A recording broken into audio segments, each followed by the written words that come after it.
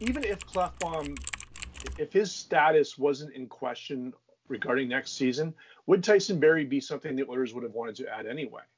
I think so, but I don't know if they would have been able to afford him. They're looking at putting Klefbom. They don't want to, but if he has to have surgery, then they'll put him on long-term IR, and then that'll free up about $4.7 million to sign. They still have to sign Lagesson and Bear, so they still have some money there. They have to try and sign those guys.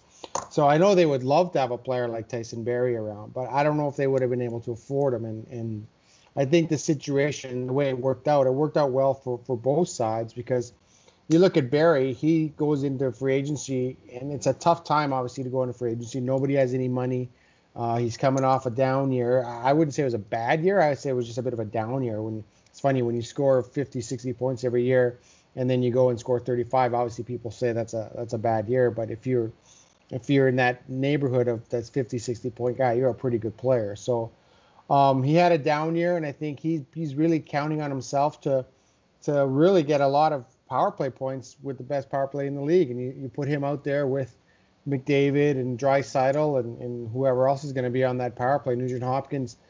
There's potential there for a lot of points for Tyson Barrie, and then he'll go into free agency next year, and then maybe he will demand the $7 or $8 million that a lot of people thought he may demand this year. So I think it's a win-win for both sides.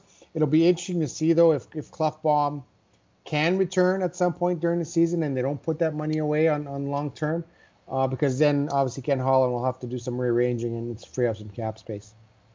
Yeah, I mean, when it comes to Tyson Barrie's past, I mean, he played last season with Toronto. I mean, a different situation than the one before in Colorado. Like you said, he did get that to that 60-point mark with the Avalanche on a good Avalanche team too. And he's, obviously the situation changed for him, coming to Toronto in the Nazem Kadri trade.